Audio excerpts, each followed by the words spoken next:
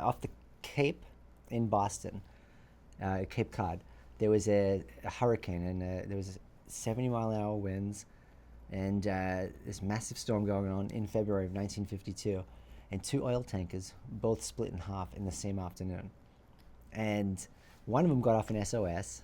All of the East Coast went to this one tanker, and the other one, it split so abruptly and quickly that the bridge sunk with all the communications, and they didn't get an SOS off. The back half stayed afloat, and it went and floated down the coast past Chatham on the Cape. Somebody saw it, went to the Coast Guard there and said, "There's a boat floating out there." They had one boat left that was in a bay that nobody believed could get out across the bar with the size of the surf that was going on with this storm. And these four young guys went out at 6 o'clock at night in February in sub-freezing weather to try and rescue 32 men on a half a tanker. And that's what happened. Meanwhile, on the tanker, trying to stay afloat, they rigged up the tiller with chains and started up the engines, and they beached it so that they wouldn't sink, and waited out there. So it's a crazy story, and it's amazing. It's not that well known, but it's actually, the greatest small boat rescue in Coast Guard history. They went out on a boat that was 36 feet long with four men.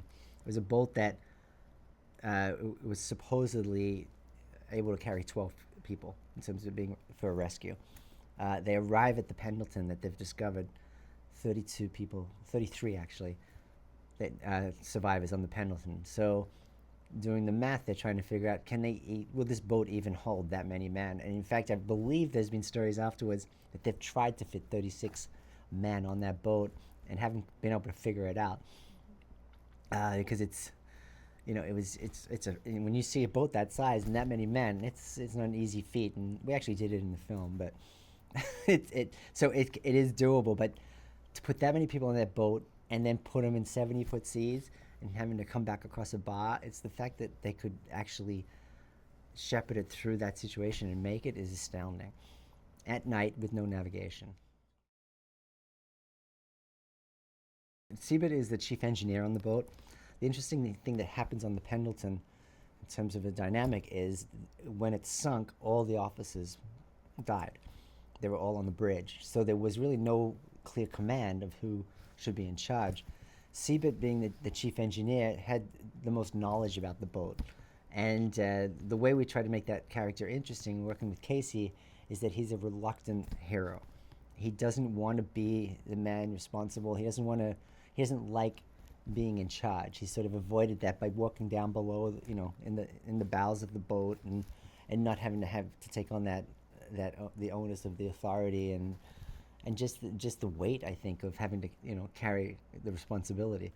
So that's that struggle that we found interesting, and Casey really did a beautiful job with working through that and becoming a leader for the men, and having to do that to save all of their lives, because there's a lot of differing opinions going on the boat of what they should do, to the verge of almost a mutiny. So at a certain point, that all comes to a climax.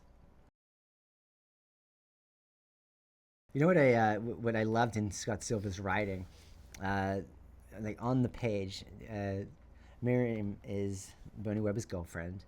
We meet them on their first date, and the thing that was really attractive for me about Miriam is she's a very strong, independent woman, which felt a little unusual for that time period. And she actually challenges Bernie to think more, and she has several scenes where she stands up for him, or tries to confront the situation for like not being right.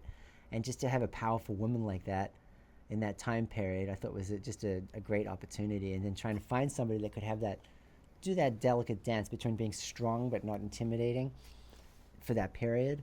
Holiday Granger did such a superb job, and she just, the chemistry between them was beautiful, and it really is the heart of the film, and it's like you're so yearning for those two to make it back together, and she's doing everything she can to try and help out from shore in terms of dealing with his superiors, dealing with the town, and rallying those efforts, and while he's like literally fighting for his life, out in the ocean.